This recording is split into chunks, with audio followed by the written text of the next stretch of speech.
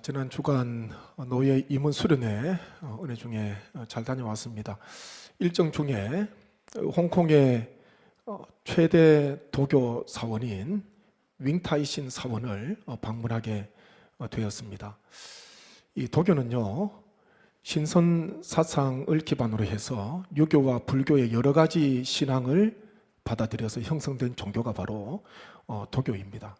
그래서 이 윙타이신 사원, 최대의 도교 사원인데 홍콩에서 마찬가지로 여기에도 도교뿐만 아니라 불교와 유교가 서로 공존을 하고 있습니다. 이곳에서 참배를 하면 두 가지더라고요. 질병이 낫고 또 하나는 마음의 소원이 이루어진다고 해서 많은 사람들이 정말 용실할 수 없을 정도로 많은 사람들이 이곳을 방문하기도 하고 사람들의 발걸음이 끊이지 않습니다. 여기에서 처음으로 제가 봤던 것은 들어서게 되면은 12지신 청동상이 있습니다. 12지신 청동상이 있는데 자기 띠에 해당하는 그 청동상 앞에서 소원을 빌면, 그리고 청동상을 만지면 효임이 있고 소원이 이루어진다는 거예요. 여기도 보면 사람들이 만지지요. 얼마나 만졌든지 청동상이 다 벗겨졌습니다. 검은색인데 청동이 드러나게 된 거예요. 얼마나 사람들이, 지나가는 사람들이 다 한 번씩 쓰다듬으면서 지나갔는데 얼마나 많은 사람들이 만났을까요? 만졌을까요? 얼마나 많은 사람들이 지나갔을까요? 그것이 다를 정도로 그렇게 됩니다. 이곳 한쪽에 보니까 또 산통을 흔드는데, 산통은 통 안에 여러 젓가락처럼 생긴 게 들어있습니다. 점을 치는 거예요. 이 산통을 깬다 그러지 않습니까? 그것처럼 이거는 산통이 아닙니다. 이거는 향에 불을 붙이는 거고, 산통을 흔드는데 거기에서 숫자 하나가 떨어지게 되면, 막대기 하나가 떨어지게 되면은 그것을 가지고 이제 점술에게 가서 어떤 점괘인지 묻는다는 것이죠. 그래서 가서 보니까 많은 사람들이 향을 피우고 있고 한쪽에서는 산통을 흔들고 있습니다. 향을 피워서 그것을 들고 가면서 또 자신의 소원을 빌고 나중에는 또 그 향을 불에 사르는 그런 의식들을 하고 있는데, 아무튼 정말 이 도교와 불교와 유교, 이 홍콩, 중국이 얼마나 강한지 그것을 보게 됐는데, 잠시 한번 영상으로 잠시 한번 보시죠.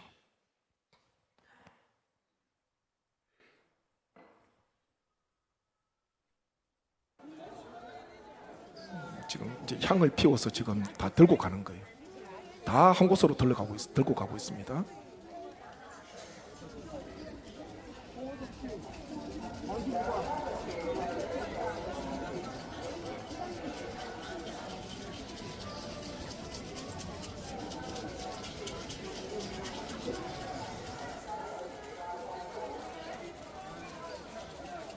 지금 소리 짝깍짝깍 소리 나는 게 지금 산통 점치는 소리예요.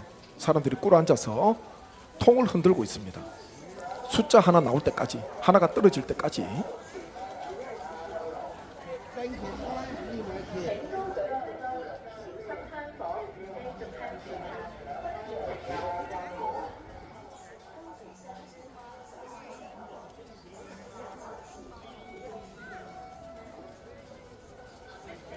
저게 나오는 게 접니다. 다음 영상 한번 보여주세요.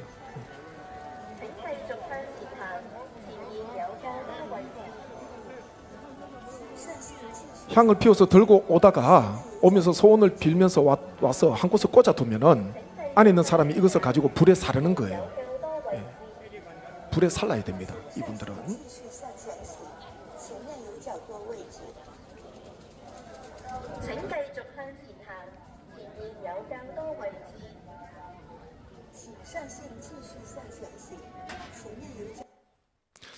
저는 사진을 찍으려고 손을 들고 있는데 나중에 보니까 향이 얼마나 많은지, 사람이요 얼마나 많은지 모릅니다. 관광객도 있고요, 여기에는 현지인들도 있고 또 도교 믿는 신봉하는 사람들, 불교, 유교 믿는 사람들, 수많은 사람들이 찾아오잖아요. 나중에 보니까 이 손에 향 냄새가 가득한 거예요. 닦아도 향 냄새가 가지 않더라고요.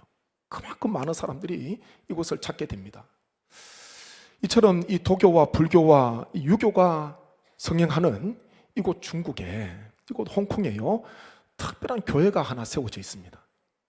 제가 오늘 이 윙타이신 사원 이것만 보고 제가 이야기하면요 문제가 되는 거예요. 아마 설교 마치고 나서 목사님 거기 왜 갔습니까? 왜 그 영상을 보여줬습니까? 이것만 보고 본문 이야기 이제 설교 들어가면요 이게 안 되는 거예요. 제가 왜 보여줬냐 하면은 이만큼 그 지역에 그 중국의 홍콩에 그만큼 불교가 얼마나 성행하는지 모릅니다. 그거 보여주려고 제가 잠시 영상을 보여줬지 않습니까? 정말 이야기하고 싶은 것은요 이런 도교가 성행하는 이곳에 특별한 교회가 하나 세워져 있는데요 도풍산 교회가 세워져 있습니다. 제가 전에 어느 목사님에게 이야기를 들었습니다. 홍콩에 가면 도풍산 교회에 가야 돼. 거기 꼭 가봐야 돼. 그런 이야기 들었는데요 제가 임원들께 이야기를 해서 일정이 없던 일정을 하나 잡아서 첫날에 가게 되었습니다. 이 도풍산 교회, 그 당시는 중국이었죠. 중국에 여러 큰 사찰과 그런 큰 절이 있는데 특별히 도풍산이라는 곳에 큰 사찰들이 있었습니다. 여기 이제 도풍산 교회예요. 성전돼 있잖아요. 거기에 이 교회가 세워지게 된 과정이 있습니다.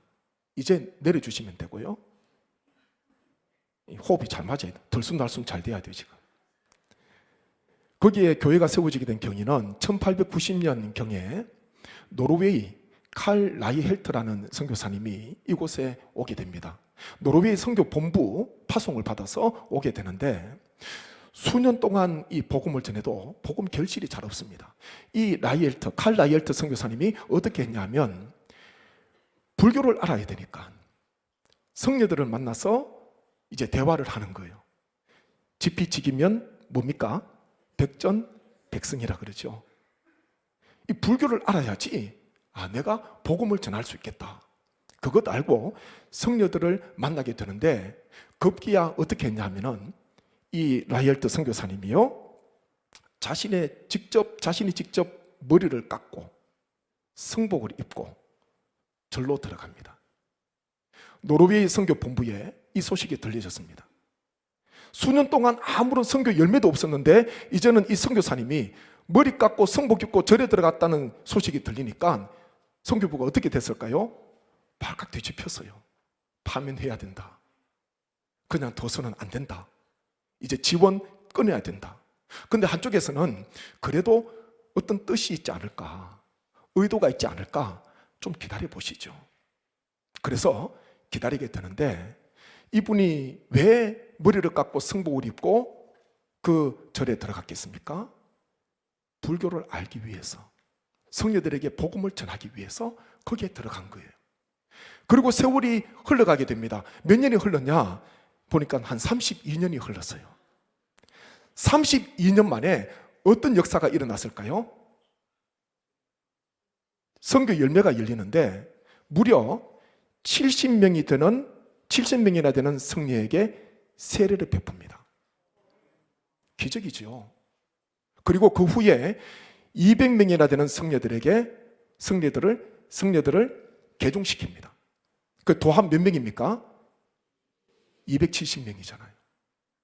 32년 만에 70명의 성녀들이 세례를 받았어요. 그리고 200명이 개종을 하게 됩니다. 놀라운 일이 일어나게 되었지 않습니까? 왜 거기에 절에 들어갔나? 복음 전하기 위해서 들어간 거예요. 그분이 변질된 것이 아니고 개종된 것이 아니고 오히려 불교에 심취해 있는 성녀들을 복음으로 이끌기 위해서 그곳에 침투해서 들어가게 된 것입니다. 한번 사진 잠시 한번 보시죠. 그래서 여기에 그 후에 덴마크 어느 건축가가 도풍산 교회를 건축하게 되는데 이 8이라는 숫자, 우리도 팔복이 있지 않습니까? 중국 사람들도 보니까요, 홍콩 사람들도 숫자 8을 굉장히 좋아해요. 7이 아니고 7보다도 8이라는 숫자를 굉장히 좋아합니다. 팔각정이잖아요.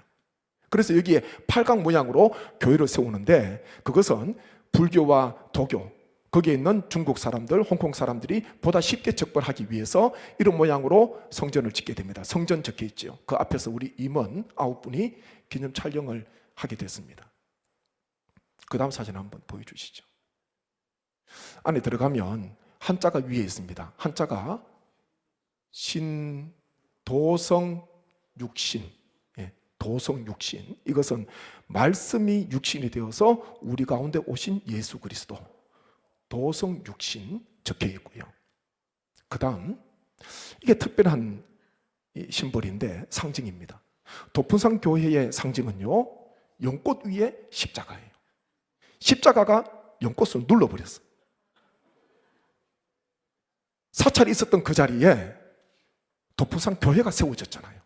그래서 연꽃하고 십자가는 도저히 매칭이 되지 않는데, 어울리지 않잖아요. 근데 여기에 가면은 이게 지붕에도 있고 종에도 있고 본당 안에도 있고 여기도 있잖아요. 연꽃 위에 십자가가 새겨져 있습니다. 다음 사진 한번 보여주시죠. 여기는 뭐라 적혀 있습니까? 생명문, 좁은 문으로 들어가라, 그렇게 말씀하죠. 구원으로 가는 문, 예수 그리스도를 이야기합니다. 이곳을 통해서 들어가게 되면은 큰 십자가 하나 만나게 되는데, 홍콩을 비추고 있는, 홍콩을 향하고 있는 큰 십자가가 세워져 있습니다. 여기 한자가 성료, 그렇게 적혀 있습니다. 성료. 예수님께서 마지막 십자가에서 7 말씀하셨는데 그 중에 하나가 다 이루었다, 다 이루었다, 성료잖아요. 그것을 한자로 십자가에 새겨 두었습니다. 홍콩 땅을, 중국 땅을 비출 수 있도록, 복음으로 비출 수 있도록. 마지막 사진 보여주시죠. 이분이 노르웨이 칼 라힐트 선교사입니다. 머리를 밀고 성복을 입고 절로 들어간 거예요. 그 사람들에게 개종당한 것이 아니라 오히려 복음으로 성녀들을, 많은 사람들을 하나님께로 인도한 그런 선교사님이라는 것이죠. 제가 오늘 두 말씀 구절 중심으로 잠시 묵상을, 제가 받은 은혜를 오늘은 나누면 좋겠습니다. 첫 번째 말씀, 오늘 읽은 말씀인데 고린도전서 9장 22절이거든요. 말씀 한번 같이 읽겠습니다.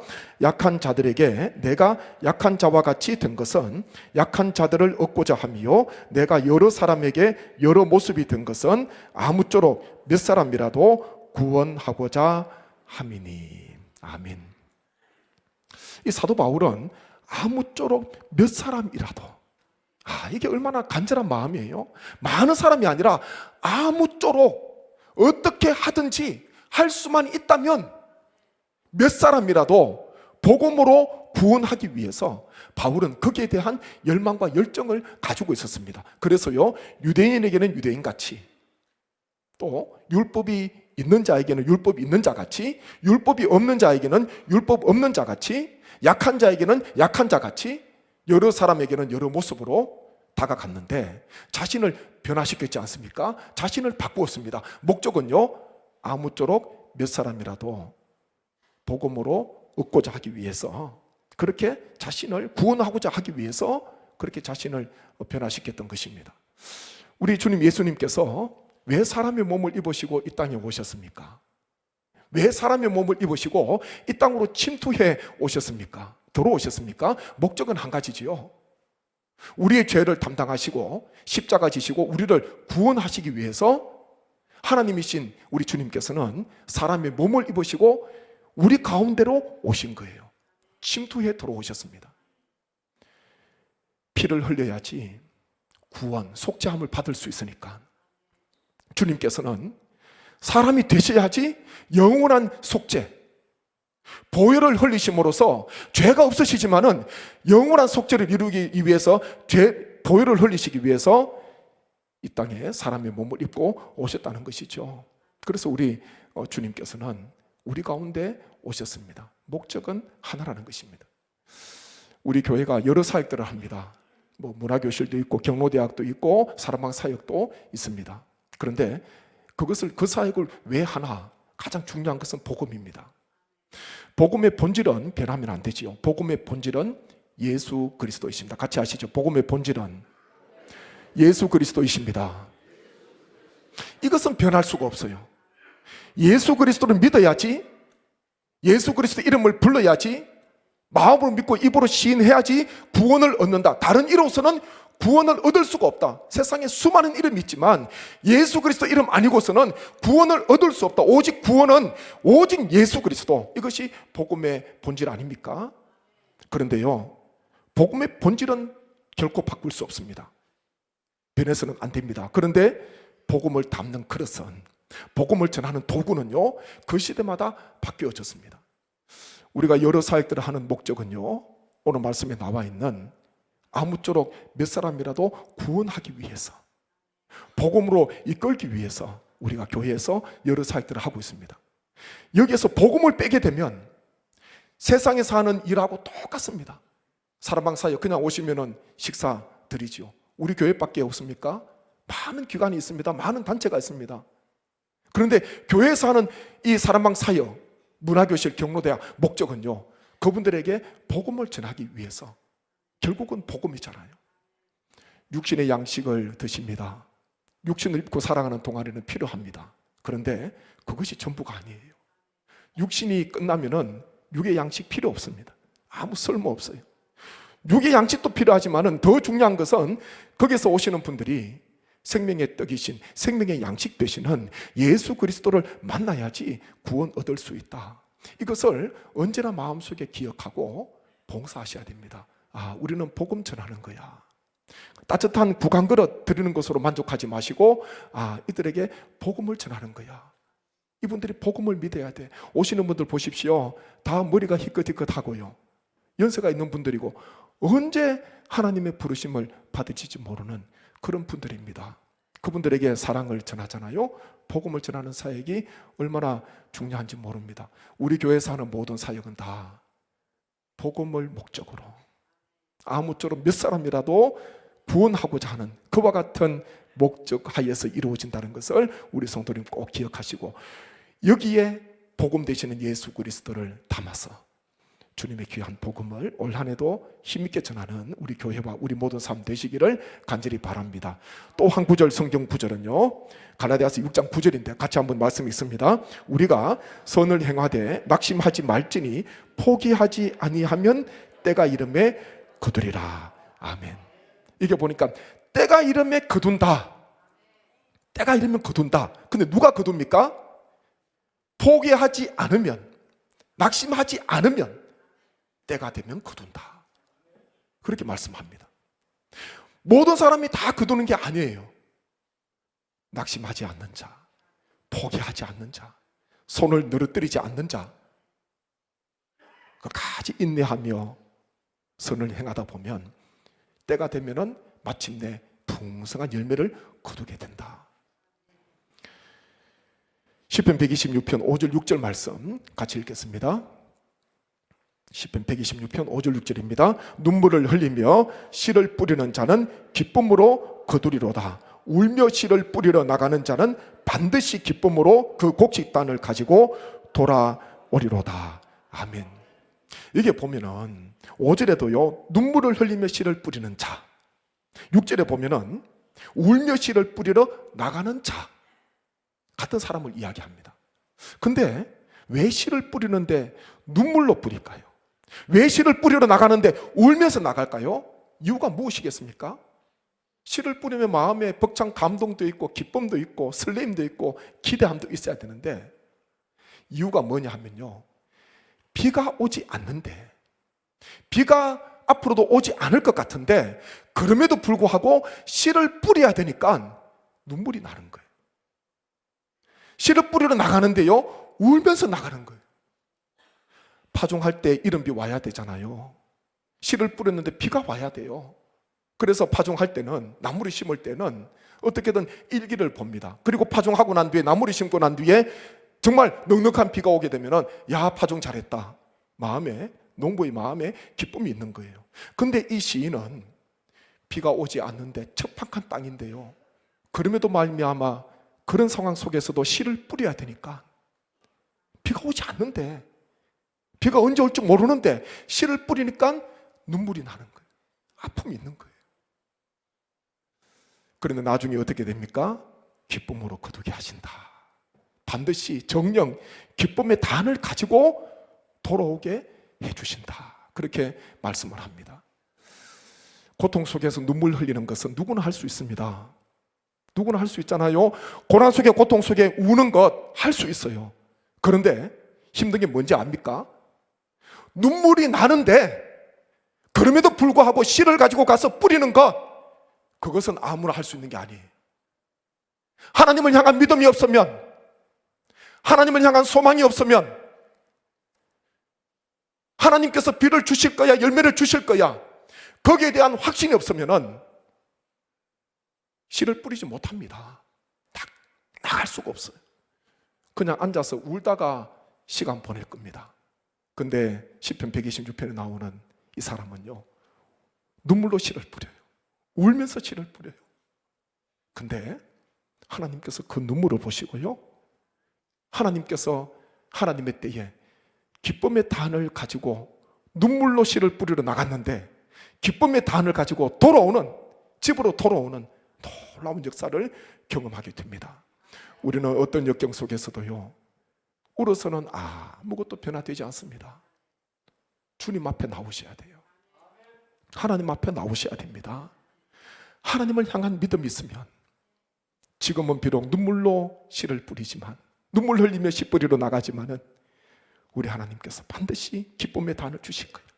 기쁨으로 거두게 해 주실 거야. 그 믿음이 마음속에 가득한 성도는요, 절망하지 않습니다. 낙심하지 않습니다. 내가 할 것 아무것도 없어도요, 그때에 하나님께서 역사하시고, 하나님께서 찾아오시고, 하나님께서 이렇게 세워주시는 그와 같은 놀라운 역사를 경험하게 되는 것입니다. 내일부터 부흥성회, 심령 부흥성회 경년마다 가지는데 하나님께서 어떤 말씀을 주실까? 하나님께서 어떤 은혜를 주실까? 어제도 전화 저한테 주시더라고요. 김문우 목사님. 제가 확인하려고 했는데 미리 한 번 더 전화를 주셨어요. 이제 일정이 다가온다 그러시면서 몇 가지 이야기를 하시던데, 목사님도 지금 기대하고 계시는 거잖아요. 우리 또한 기대하시면서 어렵지만은 하나님 앞에 나와서 부흥성회 가운데 눈물 흘리면서 씨를 뿌리고 다시 하나님 앞에 엎드리고 하나님 앞에 믿음으로 나아가게 되면은 이 부흥성회를 통해서 나도 살려주시고 우리 교회도 세워주시고 나라도 살려주시고 교회도 새로워지는, 우리 자녀도 새로워지는 놀라운 은혜가 임하게 될 줄로 믿습니다. 부흥성회는요, 말씀과 기도 가운데 다시 한 번 더 흐트러진 것, 여러 가지 가라지들, 여러 가지 하나님께서 원치 않는 것들 솎아내는 시간입니다. 그리고 영광로에 넣어서요, 불로 연단받는 시간이에요. 불필요한 것들, 쓸데없는 것들, 격가지들 하나님께서 다 제거해 주셔서 오직 하나님께서 기뻐하시는 아름다운, 하나님께서 원하시는 한 그루의 나무가 되도록 정말 순수한 믿음과 신앙을 가질 수 있도록 연단받는 시간이라는 것을 꼭 기억하셔서 하나님 부흥성회를 통해서 먼저 내 심령이 뜨거워지게 하시고, 내가 먼저 은혜 받게 하시고, 내가 먼저 하나님 앞에 결단하는 복된 시간이 될 수 있도록 우리 성도님 꼭 위에서 기도해 주시고 기쁨으로 사모하는 마음으로 하나님 앞에 나오셔서 하나님께 영광 올려드리시는 우리 모든 주의 권속 되시기를 주님의 이름으로 축복합니다.